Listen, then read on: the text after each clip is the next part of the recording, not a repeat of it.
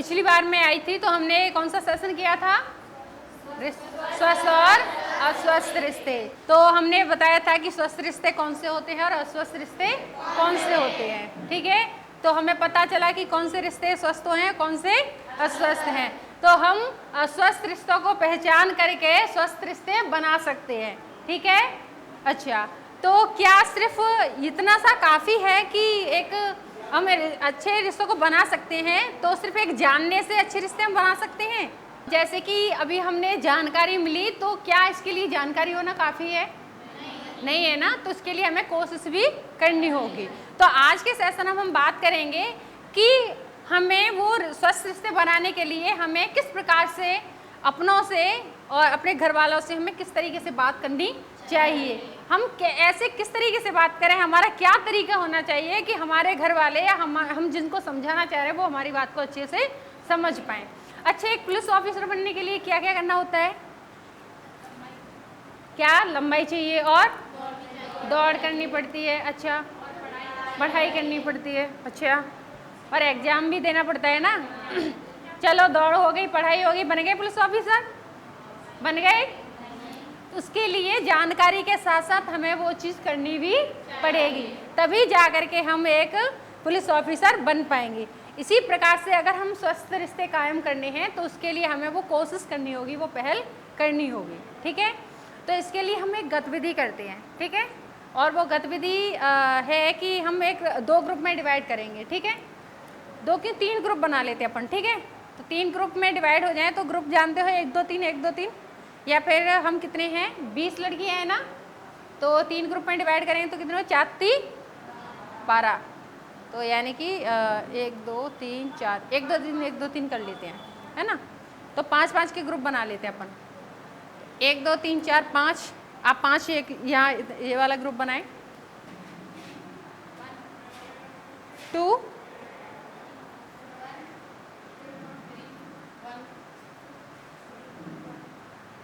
थोड़ा तेज बोलो, 2 2। तो 1 वाले खड़े हो जाएं, पहले 1 वाले खड़े होकर इधर एक ग्रुप बना ले अपना। 2 वाले खड़े हो जाए फटाफट से, वो आप उधर ही बैठ जाओ। 3 हो जाओ फ्री, उधर जाओ। 4, अच्छा 3 ही है ना, 3 ही है। ओके, तो ये हमारे हो गए 3 ग्रुप हो गए। ठीक है, अब 3 ग्रुप में इस गतिविधि का नाम है कुछ तो बोलो। ठीक है, इसका नाम है कुछ तो बोलो। ठीक है,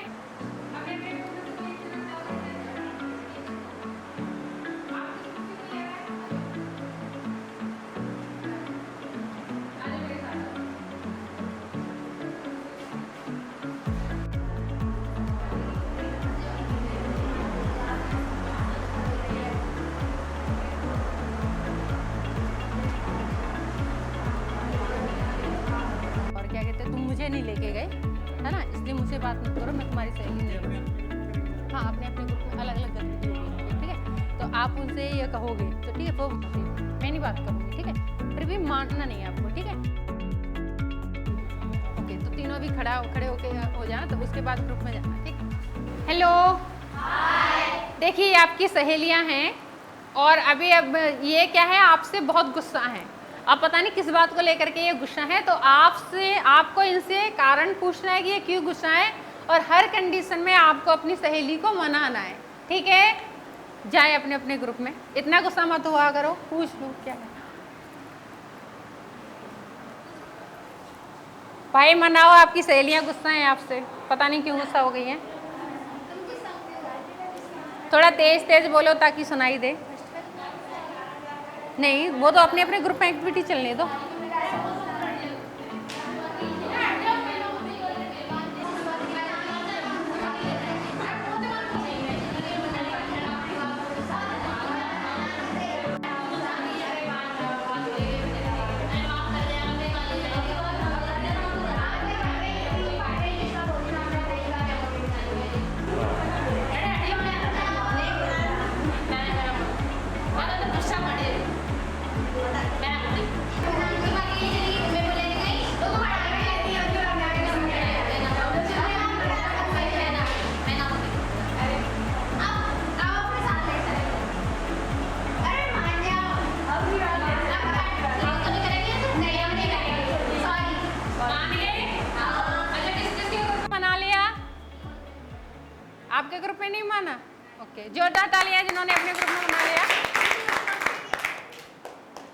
ठीक है, तो हेलो,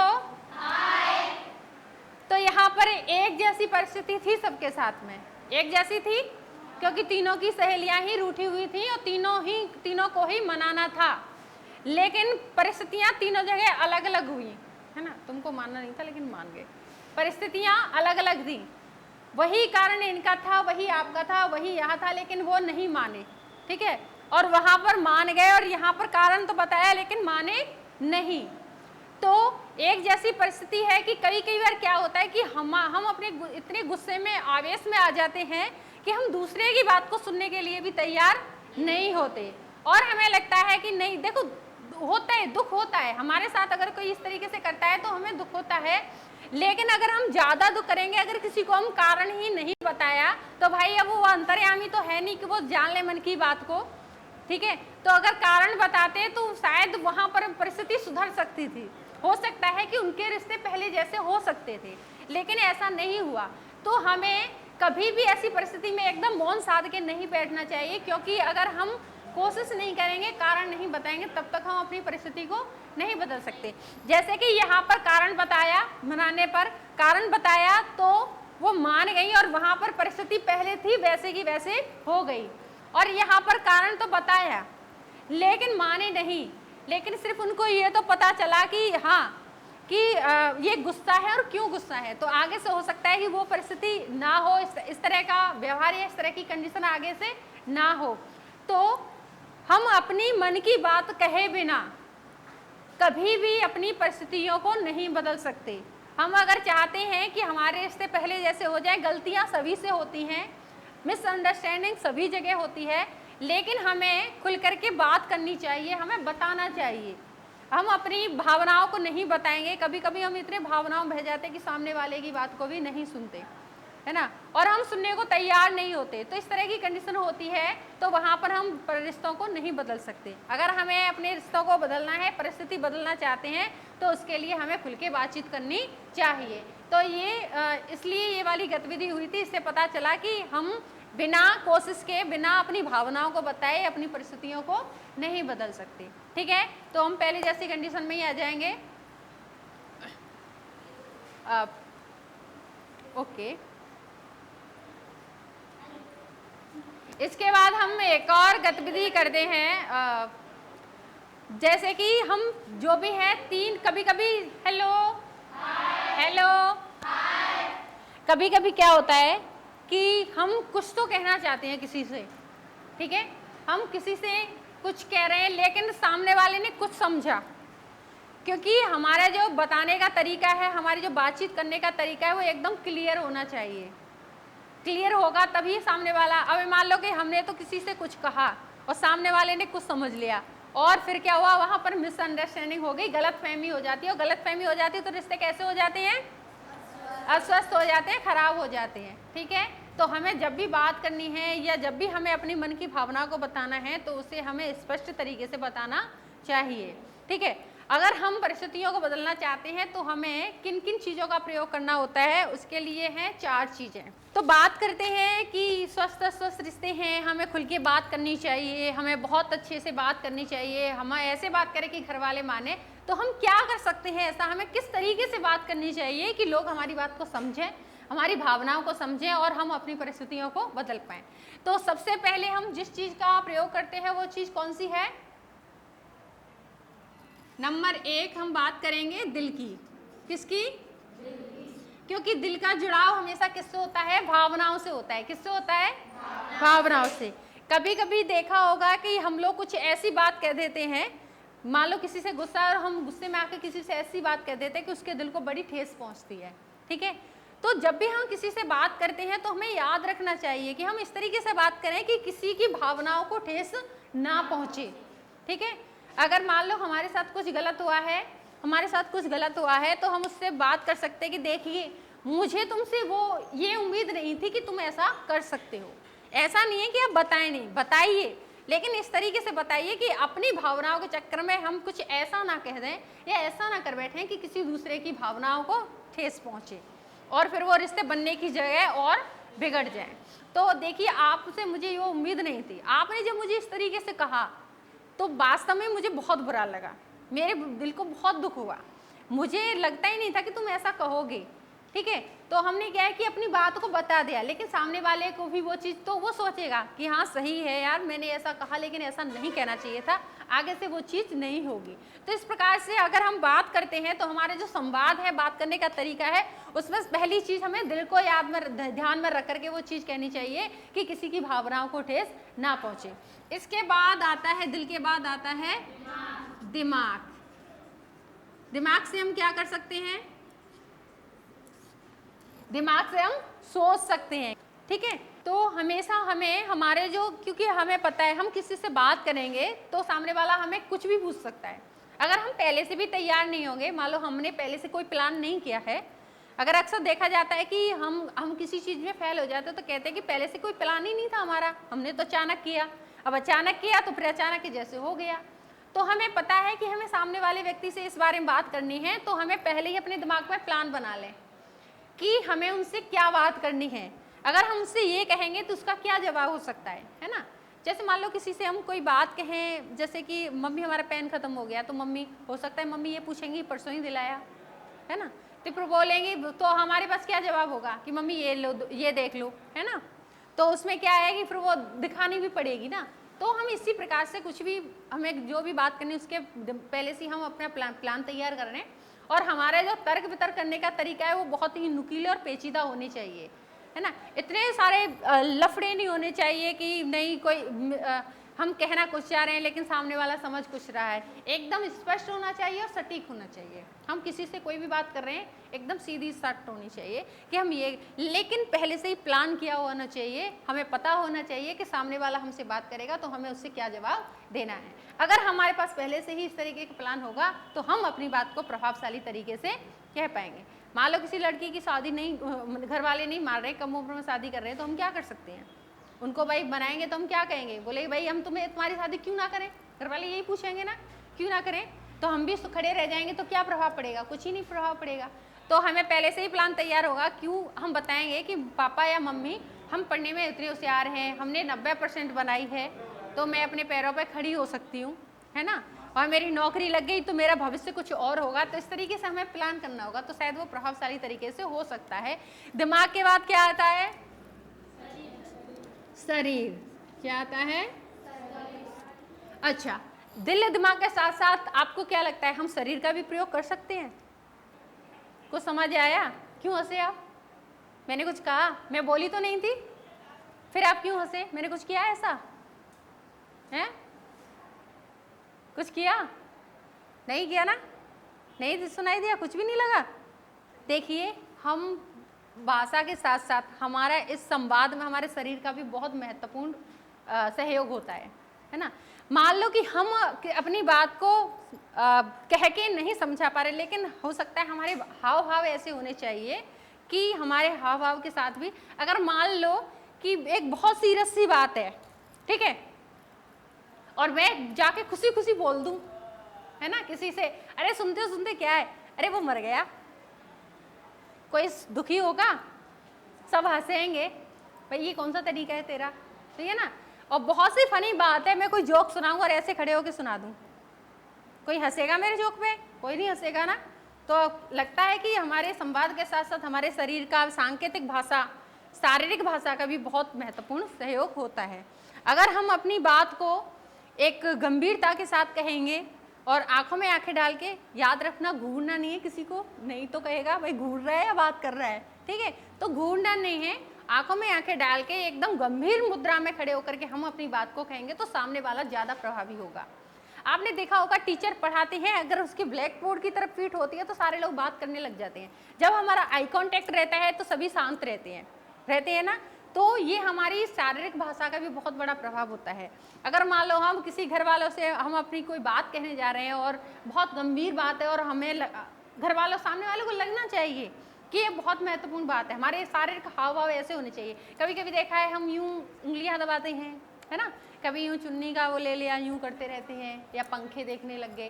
तो इस तरह की मुद्राएं होंगी तो शायद हम अपनी बात को प्रभावशाली तरीके से सामने वाले से हम नहीं कह पाएंगे। तो इसके साथ साथ हमारे हाव भाव, हमारी सांकेतिक भाषा, हमारी शारीरिक भाषा भी गंभीर और सही मुद्रा में होनी चाहिए। जैसे हम बात कर रहे हैं हमारे हाव भाव भी ऐसे होने चाहिए, तभी हम अपनी बात को प्रभावशाली तरीके से कह पाएंगे। इसके बाद क्या आता है, मान लो हमने दिल का प्रयोग किया, कोई प्रभाव नहीं हुआ, हो सकता है नहीं माने घर वाले हैं। दिमाग का प्रयोग किया, व्यवस्था नहीं बैठी साहब, फिर भी कोई असर नहीं हुआ। हमने शरीर का भी प्रयोग किया, हमने तीनों चीजें प्रयोग करके देख ली, लेकिन कोई भी फायदा नहीं हुआ, तो हम क्या कर सकते हैं? चौथा समर्थन। तो हम समर्थन ले सकते हैं। अच्छा, समर्थन में एक 5 साल का बच्चा ले जाऊं साथ में, कोई उसकी बात मानेगा? मान लेगा? कोई नहीं मानेगा। तो हमें समर्थन कैसे व्यक्ति का चाहिए? समर्थन में ऐसा व्यक्ति होना चाहिए जिसकी बात को लोग मानते हो, या हमारे घर वाले उसकी बातों को मानते हो, समझते हो, वो हमारी भावनाओं को समझते हो, है ना, हमारी बात को मानते हो। कोई ऐसा व्यक्ति होना चाहिए। उसमें हो सकता है आपके चाचा हो सकते हैं, या गांव का कोई बड़ा बुजुर्ग हो सकता है, या चाचा ताऊ वगैरह हो सकते हैं, भाई भी हो सकता है, और बहन भी हो सकती है ना। तो हर कोई भी हो सकता है समर्थन के रूप में। तो मान लो कि हमने दिल का प्रयोग किया, दिमाग का प्रयोग किया, शरीर का प्रयोग किया, लेकिन फिर भी कोई फायदा नहीं हुआ, तो हम किसी का समर्थन भी ले सकते हैं। ऐसा नहीं कि हम किससे कहें, हाथ पे हाथ रख के बैठ जाएं, ठीक है। तो हमें बिना किसी झिझक के, बिना किसी शर्म के हमें समर्थन, हर किसी का भी समर्थन ले लेना चाहिए, क्योंकि हो सकता है कि समर्थन से बात बन जाए। मान लो कि हमने बहुत कोशिश की, हमारी बात को नहीं माना गया, और अचानक से हम अपने भाई को ले गए, या हम अपने चाचा ताऊ को ले गए, तो हमारी बात मान ली गई, है ना। तो समर्थन भी हम ले सकते हैं। और याद रखना कि कभी कभी हम चारों चीज़ें प्रयोग कर लेते हैं, तब भी कोई प्रभाव नहीं हुआ, यानी कि दिल का प्रयोग किया, दिमाग का, शरीर का, समर्थन का प्रयोग किया, तो हमें अड़े रहने की भी कोई ज़रूरत है। हमें लगता है कि अब यहाँ हमारे साथ हिंसा हो सकती है, हो सकता है कि हमारे साथ मारपीट हो सकती है, तो ऐसे में हम अपने संवाद को वहीं स्टॉप करें, वहीं रोक दें, और तुरंत ही वहाँ से निकलने पतली गली से। सही है ना, सही समय का ध्यान रखें। अब उससे क्या फ़ायदा कि हम तो दिल दिमाग शरीर समर्थन का ही प्रयोग करने लगे, तब तक आकर के झट दे 2-3 थप्पड़, क्या फ़ायदा हुआ? तो अगर हमें लगता है कि अब हमारे साथ यहाँ पर हिंसा हो सकती है, तो हमें अपने संवाद को वहीं रोक करके और वहाँ से निकल आना चाहिए, और फिर उसका और कोई तरीका देख सकते हैं। तो इस तरीके से हम दिल दिमाग शरीर समर्थन का प्रयोग करके एक प्रभावशाली संवाद हम कर सकते हैं, और सामने वाले व्यक्ति को अपनी बात को हम प्रभावशाली तरीके से कह सकते हैं, ठीक है। इसके बाद हम एक और गतिविधि करना चाहेंगे। तो अगली गतिविधि है कि हमने अभी बात की दिल दिमाग शरीर और समर्थन, ठीक है। तो हमने सुना कि हम इसका प्रयोग करके और अपनी बात करने का तरीका, हम अपने संवाद को प्रभावशाली बना सकते हैं। तो क्या हम एक बार ट्राई करके देखें कि क्या हम ये कर सकते हैं, ठीक है। तो हम रोल प्ले करेंगे, ठीक है। तो पहली जो एक कहानी है शादी के लिए, ठीक है। तो मेरे पास एक स्टोरी है, तो हम सबसे पहले हम एक विवाह वाली स्टोरी है उसका रोल प्ले करेंगे। तो इसके लिए मैं एक बार पढ़ के सुना दूं, नहीं आप ही सुना देना। आप 5 जने खड़े होकर के आ जाइए। कौन करेगा? आ जाओ आ जाओ। ओके, ठीक है। कोई एक जना खड़ा होकर के ये पढ़े जोर से, स्टोरी क्या है और आपको क्या करना है। लीजिए। रानी की बड़ी बहन रेशमा की शादी होने वाली है। रानी ने सुना कि उसके माता पिता आपस में बातचीत कर रहे थे कि उन्हें रेशमा के साथ साथ रानी की भी शादी तय कर देनी चाहिए। रानी शादी नहीं करना चाहती, वह आगे पढ़ना चाहती है। अगर आप रानी की जगह होते तो आप अपने माता पिता के सामने अपनी इच्छा कैसे सशक्त और प्रभावशाली रूप से व्यक्त करते? तो ये कहानी है कि हम कैसे प्रभावशाली, तो हम बात कर रहे थे अभी।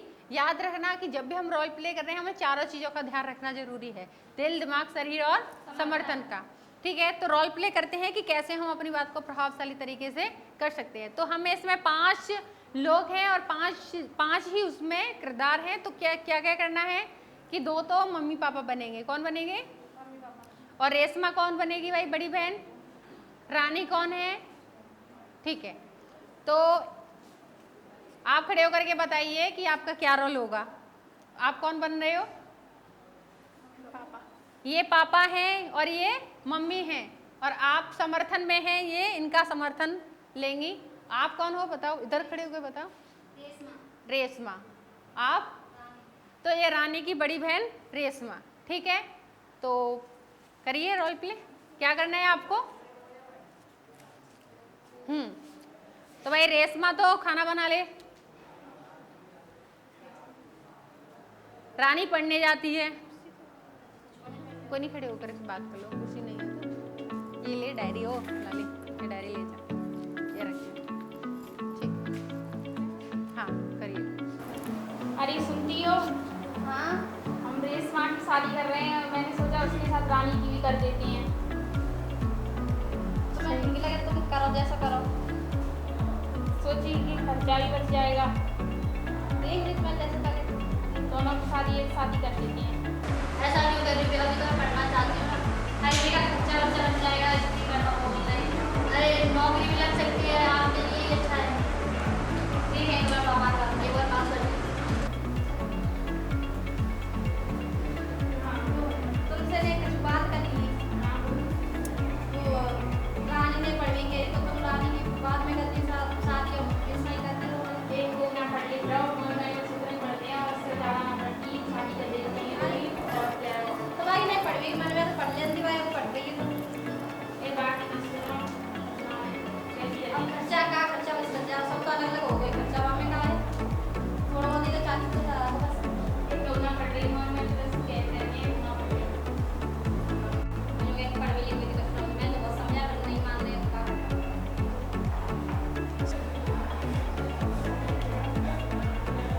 ये शादी क्यों कर रहे हैं?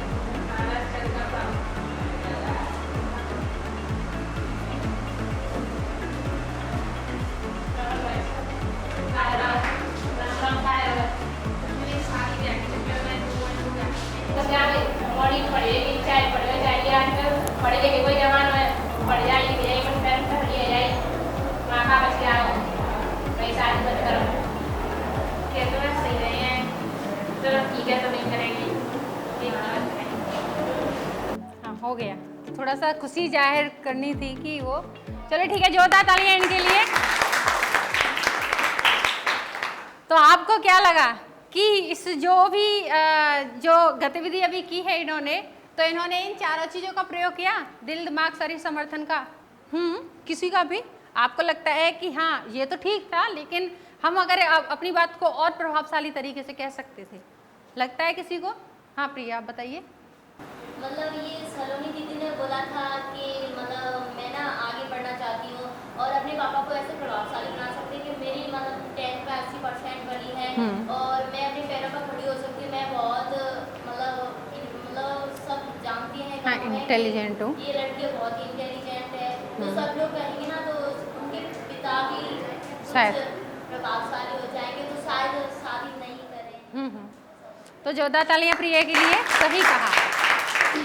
तो जैसे कि आपने बहुत अच्छा किया और प्रिया ने कहा वो भी ठीक था कि हम ज़्यादा से ज़्यादा अगर उनको अपना भविष्य दिखा पाते, है ना।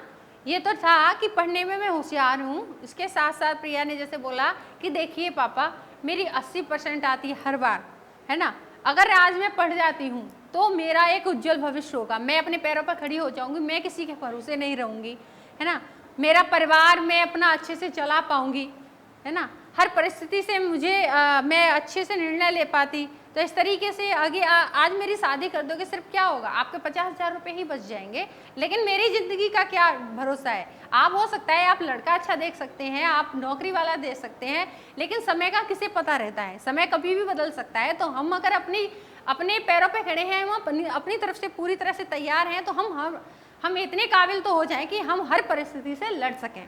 तो पापा आप मुझे उस काबिल बनने दीजिए, शादी तो आप मेरी 1 साल बाद भी कर सकते हैं, तो मुझे कुछ समय दीजिए। इस तरीके से अगर हम दिल दिमाग, क्योंकि उनको भी ऐसा लगेगा और उनको दिमाग का प्रयोग किया, क्योंकि हमने वो तर्क दिखाए उनको, है ना। इसके साथ साथ हम उनके दिल का भी प्रयोग कर रहे हैं कि पापा आप प्लीज़ आप मुझे 2 साल तो दीजिए, अगर मैं 2 साल में ये ना कर पाई तो आप बेशक मेरी शादी कर देना, मैं आपसे कुछ भी नहीं कहूँगी। तो पापा को लगेगा चलो ठीक है देख लेते एक बार। तो इस तरीके से हम अपनी बात को प्रभावशाली तरीके से कर सकते हैं। अच्छा नेक्स्ट रोल प्ले है, वो है सैनिटरी नैपकिन वाला। तो इसके लिए खड़े होके आ जाएं, कौन करेगा? तो पहले आपकी ये स्टोरी है, आप पहले ये वाली स्टोरी सुन के पढ़ के सुना दे सबको कि आप क्या रोल प्ले करने वाले हो। स्वीटी की उम्र 15 वर्ष है। उसे दवाइयों की दुकान से नेपकिन खरीदना है। समुदाय में सभी दुकानदार को जानते हैं और वह भी स्वीटी को पहचानता है।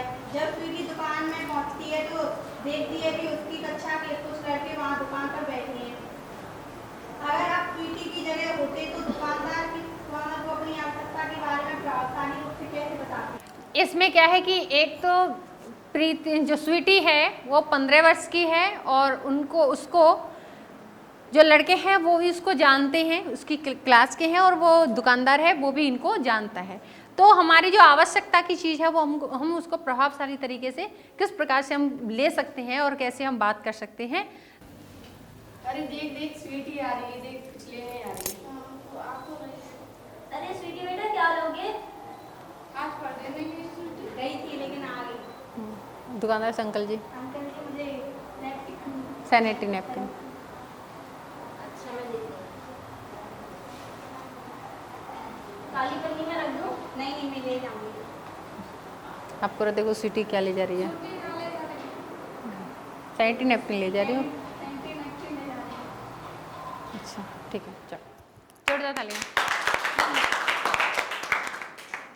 हेलो हेलो, आपको क्या लगा उसमें कुछ और बेहतर या अच्छे से कर पाते?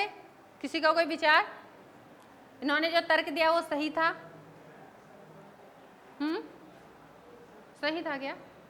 तो देखिए जो भी था सही था, क्योंकि हमें बताना चाहिए कि ये प्राकृतिक चीज है, प्राकृतिक देन है, इसमें झिझकने की कौन सी बात है? हमारी जरूरत का सामान है, हम ले सकते हैं, है ना। अब इस पे चाहे दुकानदार जानने वाला हो या ना जानने वाला हो, तो हमें बिना किसी शर्म के, बिना किसी झिझक के अपनी बात को प्रभावशाली तरीके से कह देना चाहिए, कि ताकि जो लड़के थे वो कह रहे थे कि स्वीटी क्या ले जा रही है, जबकि उनको पता था कि ये क्या लेके जा रही है, लेकिन उन्होंने उस पर कमेंट्स कसा। तो लेकिन स्वीटी ने सीधे से जवाब दे दिया कि सैनिटरी नैपकिन ले जा रही हूँ, और क्या ले जा रही हूँ। तो उनको लगा, नॉर्मल सी बात लगी। अगर ये झिझकती, अगर उसे छुपाती तो ये उनको और मौका मिलता और उनको लगता कि पता नहीं ऐसी क्या चीज़ ले जा रही है। तो आप अपनी बात को प्रभावशाली तरीके से कहिए। अगर आप उसको हंसी वाले लहजे में करेंगी या झिझकेंगी, शर्मेंगी, तो वो बात प्रभावशाली नहीं हो पाएगी, सामने वाला उस चीज़ को नहीं समझेगा, है ना। तो इसमें अगर स्वीटी लेने गई थी तो ये बात कह सकती थी कि भाई सैनिटरी पैड नैपकिन ले जा रही हूँ, और क्या ले जा रही हूँ, क्या सबको होता है ये, तो आपको नहीं पता क्या, है ना। ये तो नॉर्मल सी चीज़ है ना। जब हमारी ज़रूरत की चीज़ है हम खरीद सकते हैं, हम ले सकते हैं, तो इसमें हंसने वाली या कमेंट्स करने वाली कौन सी बात है? ठीक है, तो सामने वाले समझ जाते, हो सकता है कि वो जिंदगी में फिर कभी भी इस तरह के कमेंट्स ही ना करते किसी से, और वो भी समझ जाते, है ना। तो इस तरीके से हम अपनी बात को प्रभावशाली तरीके से कह सकते हैं। तो सबसे बढ़िया तो ये है कि अपने विचारों को हम सटीक और स्पष्ट तरीके से कहें। तो हम बात कर रहे थे कि हम अपनी बात को प्रभावशाली तरीके से कहने के लिए हमें क्या क्या चीज़ की ज़रूरत है। एक तो हमें हमेशा याद रखना चाहिए कि हम ऐसे बात करें कि हम अपनी भावनाओं को बताते बताते हम इतनी भावनाओं में ना बह जाए कि हम दूसरे की भावनाओं को ठेस पहुंचा दें। हमें अपनी बात को कहते हुए हमें दूसरी की भावनाओं का भी ख्याल रखना चाहिए। अगर हमें लगता है कि अगर हमें किसी की मदद की ज़रूरत है या सहायता की ज़रूरत है, तो हमें बेझिझक होकर के मदद ले लेनी चाहिए और सहायता मांग लेनी चाहिए। और याद रखिए, वो ऐसा व्यक्ति हो जो तुम्हारी भावनाओं को समझे, वो आपसे जुड़ाव रखता हो, और आपके घर वाले या आपके जो भी है वो आप उसकी बात को मानते हो। ठीक है, तो इस तरीके से हम अपनी बात को प्रभावशाली तरीके से कह सकते हैं। अच्छा, तो क्या क्या कर सकते हैं हम उसके लिए, कोई बताएगा? अगर हम अपनी बात को प्रभावशाली तरीके से किसी के सामने रख सकते हैं तो उसके लिए क्या क्या चीज़ की ज़रूरत होती है? एक तो समर्थन, ठीक है, और इसके साथ साथ हमारी जो बात करने का तरीका है वो कैसा होना चाहिए? एकदम साफ, स्पष्ट, सरल भाषा में होना चाहिए। याद रखना कि हमारी मौखिक भाषा के साथ साथ हमारी शारीरिक भाषा का भी बहुत अहम महत्वपूर्ण भूमिका होती है। अगर हमारे हाव भाव गंभीर मुद्रा में होंगे तो हम अपनी बात को प्रभावशाली तरीके से कह सकते हैं। ठीक है, तो आज का सेशन कैसा लगा सबको? तो एक बार जोरदार तालियां।